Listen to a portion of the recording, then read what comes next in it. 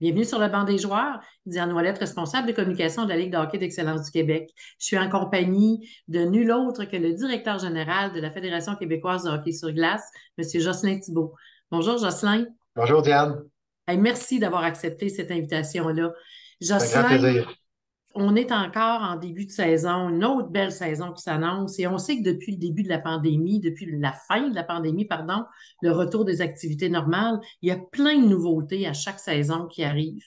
Il y a toujours plein de choses qui se décident, soit à l'intérieur des cadres de la LHEQ ou vous-même au niveau de la fédération. Et je pense qu'il y a un gros changement majeur qu'on doit s'attendre cette année pour une des catégories au niveau du M13-3. Oui, mais tout à fait. Ben, comme tu dis, Diane, je pense que comme n'importe quelle ligue, n'importe quelle organisation, année après année, il faut que tu te remettes en question, puis tu regardes ce que tu peux améliorer, ce que tu fais de bien. Et puis, entre autres, cette année, au niveau des garçons, M13-3A, l'ancienne catégorie relève là, qu'on appelait, mais on abolit les statistiques. Entre autres, je pense que c'était une des recommandations qui était dans le rapport, entre autres, du comité gouvernemental que Marc Denis présidait pour enlever là, justement le petit edge compétitif. Pas, je dirais pas compétitif, mais vraiment la fixation qu'on peut avoir au niveau des statistiques. Tu sais, je sais, moi, comme ancien dirigeant au niveau junior majeur, tu sais, même quand j'allais voir je regardais les statistiques de joueurs Midget 3 ou que j'allais voir des matchs Midget 3, tu sais, pour moi, les statistiques, c'était vraiment très, très peu important, ou voire même pas important. Souvent, les jeunes, les parents, on a une grande tendance à accorder beaucoup d'importance aux statistiques. Alors, quand on parle du M13-3, donc l'entrée, si tu veux, de la HEQ, je pense que c'est une grande décision importante que les équipes ont prise d'abolir justement les statistiques à cette catégorie-là. Parce que quelque Ouais. part, les jeunes sont en apprentissage, sont en développement, et il y a tellement de choses qui sont tellement plus importantes dans le développement au hockey que de faire des points. Alors, quelque part, c'est juste peut-être de mettre le focus au meilleur endroit. La LHEQ, quand on parle de cette ligue-là, on fait référence à quoi? Ben, c'est la Ligue d'excellence. Dans le fond, c'est ce qu'on souhaite, c'est donner le meilleur encadrement possible à nos meilleurs joueurs, joueuses de ces différents groupes d'âge-là. Alors, tu sais, quelque part, on parle d'encadrement, évidemment, technique, tactique, bon, psychologique, mais aussi, des fois, ça fait partie des règlements. La réglementation fait aussi partie du produit ou tu sais, du processus de développement. Alors, tu sais, quand on est capable d'améliorer les choses par la réglementation, ben, il faut le regarder aussi. Est-ce qu'on peut penser que la LHEQ, son principal but, c'est justement le développement du joueur? Il faut que ce soit le développement. Oui, c'est le développement du joueur. Puis souvent, on est un peu confronté avec souvent, bon, les parents ou peu importe, tu sais, il y a la victoire semble extrêmement importante pour beaucoup de monde. Puis je pense que de façon générale, autant au niveau de nos entraîneurs, nos parents, des dirigeants, c'est super important de rappeler continuellement que le hockey. Puis même si on parle du niveau 3 là, dans ce qui nous concerne au niveau de la LHEQ, ben, c'est important que nos jeunes aient du plaisir. Puis c'est important que nos jeunes se développent. Puis c'est pas vrai que la victoire, c'est ce qui est le plus important au M13-3 ou M15-3 ou M17-3. C'est pas vrai que c'est la victoire qui est importante pour ces jeunes joueurs-là, alors, ou joueuses-là. Alors, c'est super important comme fédération de rappeler, de ramener les gens justement dans l'axe développement. C'est primordial pour nous de faire ça. Et quand tu parles de plaisir, Jocelyn, je me permets de revenir un petit peu en arrière, que le fait d'enlever ces statistiques-là en l'entrée de cette ligue de développement-là va possiblement permettre à l'aspect plaisir de demeurer et de bien s'ancrer aussi tout au long Ben, des stages.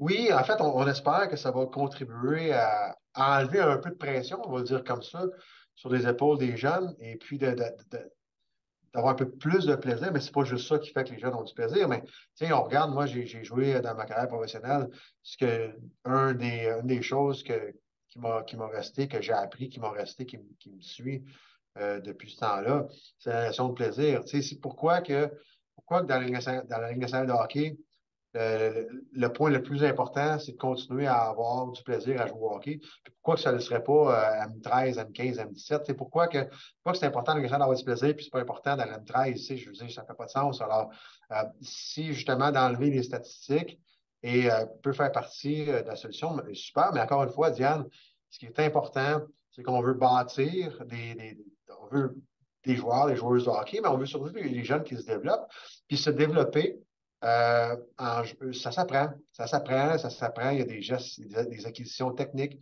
des acquisitions tactiques, des acquisitions psychologiques. Il y a des choses à apprendre. Alors, c'est ça qu'il faut mettre en évidence. Pas de gagner, pas de perdre.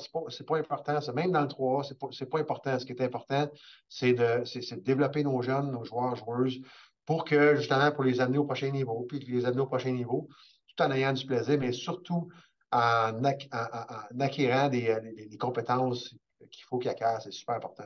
Des compétences et des connaissances aussi, parce qu'il ne faut pas oublier que c'est Ouais. nos adultes de demain, évidemment. Exactement. Fait que on est vraiment oui, c'est un circuit d'excellence, mais c'est un circuit de développement, d'apprentissage, puis on a le devoir de contribuer au développement, la responsabilité, le mandat de contribuer au développement de nos jeunes joueurs, joueuses, comme tu l'as dit, non seulement sur la glace, mais hors glace aussi. Quand on pense à la LHEQ aussi, Jocelyn, on pense à la qualité, tu en as parlé de la qualité d'enseignement, soit tactique et tout ça, mais est-ce qu'on peut parler aussi de la qualité des intervenants qu'on retrouve à l'intérieur de cette ligue-là? Ben oui, puis tu sais, je ne veux pas nommer une franchise plus qu'une autre parce que je vais en oublier, mais je regarde à travers les différentes franchises de la Ligue, à travers les différents niveaux aussi. Je regarde la qualité des intervenants qui sont là. Tu sais, rapidement, tu sais, un Frédéric Lavoie aux Estacades, un jeu de vallée à Sherbrooke avec la structure des affaires, entre autres, puis encore une fois, je veux pas en oublier, mais je donne des exemples. Écoute, c'est des gens de hockey de très grande qualité qui encadrent nos jeunes tout partout à travers la province. Et puis, on a besoin de ça. On a besoin de cet encadrement-là. On a des bons entraîneurs. On a besoin que nos entraîneurs soient encadrés aussi, parce qu'on développe des entraîneurs aussi. Ça fait aussi partie du mandat de la LHAQ. Donc, regarde, c'est une ligue de développement à tous les niveaux. Puis, effectivement, je pense que année après année, on le voit. Moi, ça fait quoi, 2 ans que je suis Hockey Québec. Puis, je connaissais la ligue un petit peu avant. Je la connais de plus en plus maintenant. Puis, ce que je trouve le fun, c'est cette volonté de s'améliorer année après année, d'améliorer l'encadrement des joueurs, des entraîneurs. Pour moi, c'est très positif. Dans une de tes entrevues, j'ai entendu qu'il y avait une effervescence avec l'inscription au niveau du hockey mineur. On retrouve encore ce regain-là de revenir au hockey.